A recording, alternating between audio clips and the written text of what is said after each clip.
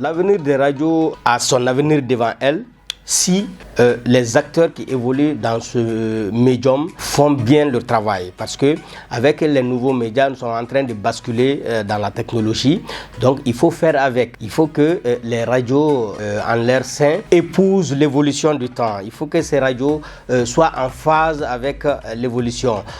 Sinon, je ne vois en aucune manière que l'avènement de ces médias puisse jouer négativement sur ces radios. Au contraire, moi je trouve que c'est bénéfique pour les radios, parce que ça nous permet d'être suivis sur les zones, non seulement mais aussi sur la toile. Donc ça augmente l'audience des radios, mais pourvu que les acteurs de ce médium-là, le médium radio, travaillent de façon professionnelle pour vraiment mobiliser tous ces auditeurs sur la toile et sur les ondes. Ça peut bousculer les radios si les hommes de médias ne veulent pas aller avec l'évolution du temps. Parce que n'oubliez pas, on est en train de progresser, on est en train d'aller vers la numérisation des ondes. Donc on est obligé d'être en phase avec l'évolution du monde. Toute radio qui ne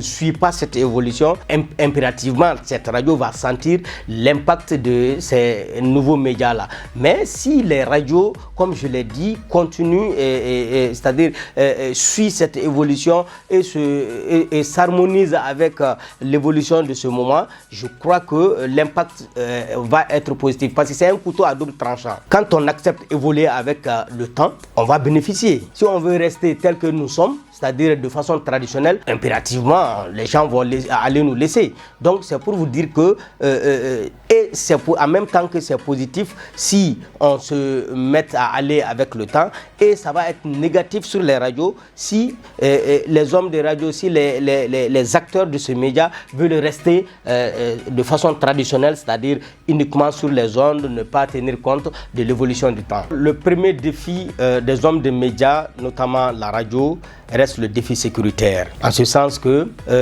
aujourd'hui, il est très difficile d'avoir accès à tous les terrains possibles pour vraiment aller produire les reportages sur le terrain, pour aller produire les émissions sur le terrain. Ça, c'est un défi à relever, le défi sécuritaire. L'autre défi, c'est le défi de la formation. Parce que les gens ont appris la radio sur le tas. Rares sont ceux-là qui ont fait des études dans ce sens. Il y a le défi de renforcement des capacités qui est là. Donc il faut que les hommes de médias, notamment les hommes qui évoluent dans les radios, se forment, acceptent de se former, acceptent de se conformer aux textes qui régissent cette profession, pour qu'on puisse vraiment avoir le résultat escompté, pour qu'on puisse vraiment travailler comme ça nous est demandé, travailler pour le bien-être de la communauté. Parce que tout ce que les radios font doit tenir compte d'abord en premier lieu des aspirations de la communauté, des aspirations de la communauté dans laquelle elle est en train d'émettre. Donc nous sommes contraints, sinon condamnés, à nous former, nous sommes condamnés à nous renforcer pour servir la population et non de se servir d'elle. Les jeunes qui sont au niveau des radios aujourd'hui veulent le raccourci. C'est-à-dire, le raccourci c'est quoi? Ils piquent les infos sur les plateformes, sur les réseaux sociaux pour venir les diffuser au niveau des antennes sans pour autant passer par le préalable. C'est-à-dire le minimum de vérification. Donc, ces fake news, parce que les gens qui font ces fake news là, ils ont leur intérêt, ils savent pourquoi ils le font, ils savent quel est l'intérêt qu'ils visent, ils savent quel public ils visent. Donc ce public ne peut être atteint que lorsque les médias s'y mêlent, les médias les aident à propager ces différentes informations là. Parmi ces médias, il y a naturellement la radio, parce que c'est un média chaud, instantané, qui peut donner des informations à un plus grand nombre en même temps, avec un coût très moins cher. Donc ces fake news, vraiment ça nous pose des problèmes. Mais c'est ce que j'ai dit, il faut qu'on reste professionnel. Parce que le b.a.-ba même de journalisme, ça c'est la vérification de l'information. Ça c'est le minimum qu'on puisse faire. Donc sans vérification des infos, on est obligé de subir les conséquences des fake news.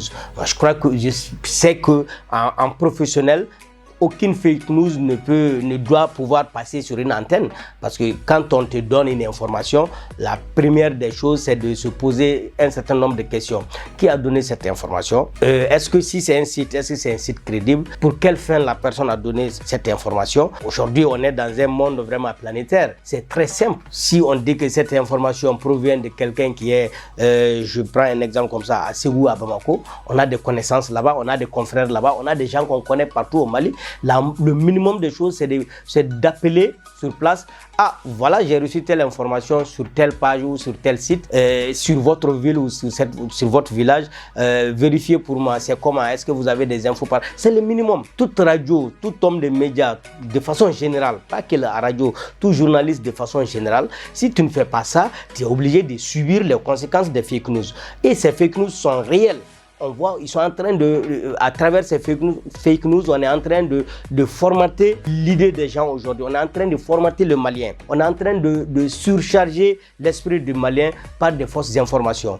Maintenant, qui doit vérifier ça? C'est nous qui avons opté pour ce travail de journalisme, que ce soit au niveau de la radio, à la presse écrite, à la télé ou en ligne. Notre devoir, c'est d'aider la population à ne pas consommer la fausse information. C'est d'aider la population à détecter la vraie information des livrets. Donc, moi, je crois que cette histoire de fake news, c'est une réalité qui peut impacter de façon négative si on n'est pas professionnel. C'est une journée à travers laquelle tous les hommes de radio doivent se remémorer, doivent rendre hommage aux inventeurs de ce médium-là. C'est une journée vraiment très symbolique pour nous, parce que une journée dédiée au travail que tu fais, ça veut dire que ce travail est très important. Donc cette journée pour moi, c'est une journée de remémoration, c'est une journée d'hommage à tous ces hommes et à toutes ces femmes qui se sont battus pour l'avènement de la libéralisation de la radio à travers le...